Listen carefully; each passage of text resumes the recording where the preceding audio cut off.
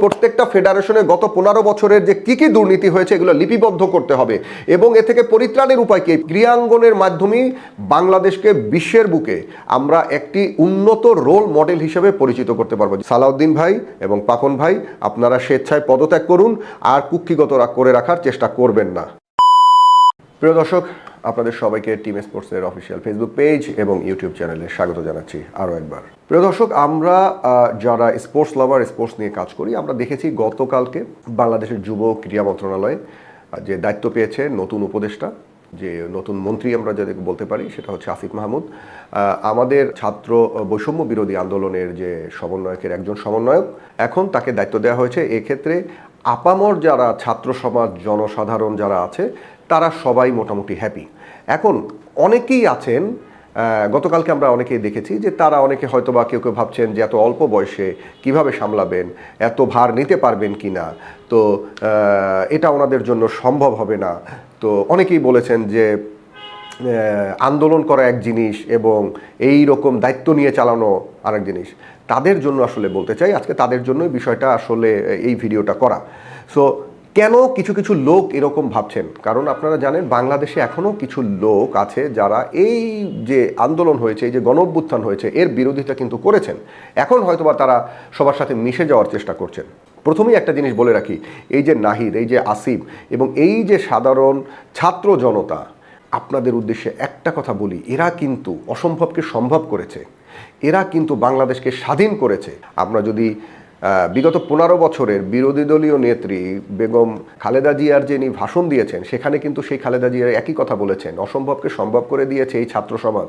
এবং তারা যদি কোনো দিন আসতে পারে, ছাত্রদের হাত ধরে, ছাত্রদের পরামর্শ নিয়ে, ছাত্রদের নিয়ে তারা কাজ করবেন।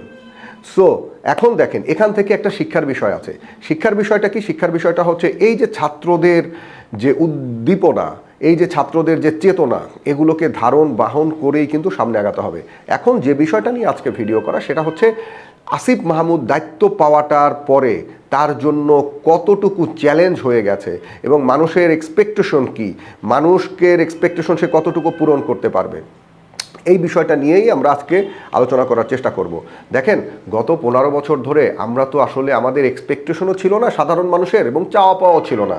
আমরা গতকালকে দেখেছি, আমরা সংসদ ভবনের সামনে ছাত্ররা যখন কাজ করে, অনেক ছাত্ররা ক্ষোভ করেছেন, পাপন সাহেবের পদত্যাগ চান, বিসিবি থেকে সালাম মোর্শেদি পদত্যাগ করেছেন অলরেডি, কাজী সালাউদ্দিনের পদত্যাগ চান, আমরা জোকার হয়ে গেছি, হ্যাঁ, আমাদের কিছু কিছু প্লেয়ার সাকিব, মাশরাফি, এদের পদত্যাগ চান। তারা পার্সোনাল বেনিফিশিয়ারি হয়েছে, তাদের অনেক টাকা পয়সা হয়েছে, কিন্তু দেশের জন্য তারা কোনো কিছু অ্যাচিভ করে দিতে পারে নাই।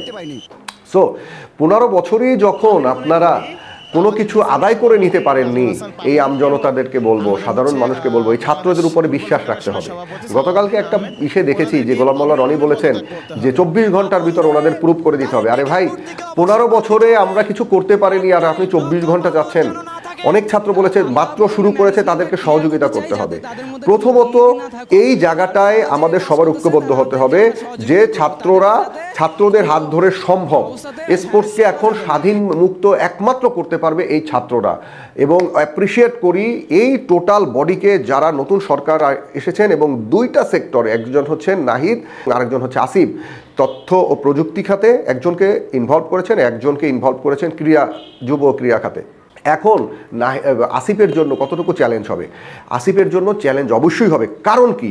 এইটা বলছি, কারণ হচ্ছে বাংলাদেশের স্বৈর শাসক সাবেক প্রধানমন্ত্রী হাসিনা, উনি কি করেছেন? উনি আমাদের প্রশাসন থেকে শুরু করে প্রতিটা সেক্টরে, প্রতিটা রেল মন্ত্রণালয় থেকে শুরু করে বিমান বাহিনী বলেন, যে কোনো ফোর্স বলেন, আমাদের প্রতিরক্ষা মন্ত্রণালয় বলেন, আমাদের পুলিশ বাহিনী বলেন, প্রশাসন বলেন, প্রতিটা জায়গায় গত 15 বছরে দলীয়করণ করে আওয়ামী লীগের লোকজন এমনভাবে সেট করেছেন, সিন্ডিকেট এমনভাবে সেট করেছেন, ওখান থেকে বের হয়ে আসতে এখনও কষ্ট হচ্ছে আমাদের সবার। আপনারা দেখবেন ঠিক তেমনইভাবে স্পোর্টসটাকে কুক্ষিগত করে রেখেছে আওয়ামী লীগ, যুবলীগ, তাঁতি লীগ, কৃষক লীগ, দালাল লীগ, এই লীগ, ওই লীগ, দেখতে দেখতে দেখতে আমরা কথা বলতে পারি নাই। এখন কি হয়েছে? প্রত্যেকটা ফেডারেশন এক একটা কমিটি হয়েছে। বাংলাদেশ সবসময় ম্যানুপুলেট করেছে। এখন বলা হচ্ছে ফিফার গাইডলাইন অনুযায়ী সালাউদ্দিনকে পদত্যাগ করানো যাবে না, আইসিসির ওই অনুযায়ী পদত্যাগ করানো যাবে, তাহলে ব্যান্ড হবে। শুনুন, স্বেচ্ছায় পদত্যাগ করতে বাধ্য করতে হবে এদেরকে। কারণ এবং শুধু এটা না, ওখানে পিয়ন থেকে দারোয়ান থেকে শুরু করে একদম টপ ম্যানেজমেন্ট পর্যন্ত করাপশন করাপশন করাপশন, এগুলোকে বাধ্য করতে হবে স্বেচ্ছায় পদত্যাগ করতে। এবার আসি কেন চ্যালেঞ্জ, এইগুলোই হবে আসিফের জন্য চ্যালেঞ্জ। এদেরকে কিভাবে বাদ দিবে, কিভাবে করবে? প্রথমত আসিফ মাহমুদকে যে কাজটা করতে হবে, বাংলাদেশের প্রত্যেকটা ডিসিপ্লিন এবং আসিফ মাহমুদের যে মন্ত্রণালয়ের যে সচিব মহোদয়রা যারা আছেন তাদের এগিয়ে আসতে হবে আসিফ মাহমুদকে সাহায্য করার জন্য। এখানে অনেকে শঙ্কিত, আসিফ এত অল্প বয়স, আসিফ হচ্ছে ঢাকা ইউনিভার্সিটি, আমি ঢাকা ইউনিভার্সিটির ছাত্র ছিলাম, আমাদের ছোট ভাই আসিফ হচ্ছে 25 বছর বয়স, তাকে কি আমরা স্যার বলবো, তাকে কি স্যালুট দেব? আরে ভাই, এগুলো ভুলে যান। আসিফ বাংলাদেশকে রিপ্রেজেন্ট করতে এসেছে, করাপশন মুক্ত করতে এসেছে, দুর্নীতি মুক্ত করতে এসেছে। আপনাদের সমস্ত সচিব, যারা উপসচিব, যারা হচ্ছে ক্যাবিনেটে আছেন বা যারা হচ্ছে বিভিন্ন দপ্তর, অধিদপ্তর, পরিদপ্তর, এনএসসি যারা আছেন, তাদের সবাইকে বলবো একযোগে সহযোগিতা করেন, নাহলে আমরা আবার রাস্তায় নামবো। প্রথমত আসিফ মাহমুদের যে বিষয়টিকে লক্ষ্য করতে হবে, গুরুত্ব দিতে হবে, বাংলাদেশের প্রত্যেকটা ফেডারেশনকে, ফেডারেশনের কর্মকর্তা না, কর্মকর্তার কথা বলি, কারণ কর্মকর্তারা সব আওয়ামীকরণ। বাংলাদেশের প্রত্যেকটা ফেডারেশনের যারা খেলোয়াড়, বর্তমান খেলোয়াড় এবং সাবেক খেলোয়াড় যারা বিতাড়িত প্রতারিত, প্রত্যেকটা ফেডারেশনের প্লেয়ারদের সাথে বসতে হবে, হয় ফেডারেশনে গিয়ে অথবা মন্ত্রণালয়ে ডেকে, এবং প্রত্যেকটা ফেডারেশনে গত 15 বছরের যে কী দুর্নীতি হয়েছে এগুলো লিপিবদ্ধ করতে হবে, এবং এ থেকে পরিত্রাণের উপায় কি, পরিত্রাণের উপায় তাদের কাছ থেকে জানতে হবে। জানার পর এগুলো বিবেচনা করতে হবে। হ্যাঁ, জানি যে হয়তোবা আসিফ মাহমুদের সময় লাগবে, আমাদের সময় তাকে দিতে হবে। কারণ পাপন সাহেব এবার আসার পরে যে জিনিসটা করেছেন, আমরা কিন্তু দেখেছি বিগত 15 বছরে বীরেন শিকদার ছিল 5 বছর, এরপরে রাসেল সাহেব ছিল প্রতিমন্ত্রী 5 বছর, তারপরে এই যে এবার লাস্ট টার্মে এসেছিল কে, পাপন সাহেব মন্ত্রী, ফুল মন্ত্রী হয়ে পাপন সাহেব যেটা শুরু করেছিলেন সেটা প্রত্যেক মন্ত্রণালয় ভিজিট করেছেন একদিন করে। আসিফ মাহমুদকে একটাই পরামর্শ থাকবে আমাদের ঢাকা ইউনিভার্সিটির ছোট ভাই হিসেবে, এবং এখন সে উপদেষ্টা, এখন সে আর ছোট নয়, এখন ভাই সে হচ্ছে দায়িত্ব নিয়েছে।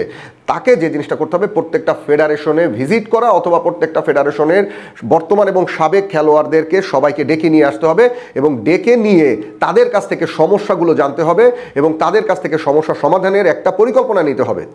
এবং প্রত্যেকটা ফেডারেশনে যে কমিটি আছে, কমিটি ভেঙে দিয়ে নতুন কমিটি করতে হবে। এবং আর একটা বিষয় খুব গুরুত্বপূর্ণ, আমাদের খেলোয়াড়রা যে পাইপলাইন থেকে উঠে আসে, ডিস্ট্রিক্ট ফুটবল অ্যাসোসিয়েশন যেটাকে আমরা বলি ডিএসএ, এই ডিএসএ এতদিন ছিল দলীয়করণ, এবং আসিফ মাহমুদকে আরেকটা জিনিস করতে হবে, আমাদের স্পোর্টস জার্নালিস্ট যারা আছে, স্পোর্টস জার্নালিস্টদেরকে নিয়ে অতি সত্বর বসতে হবে।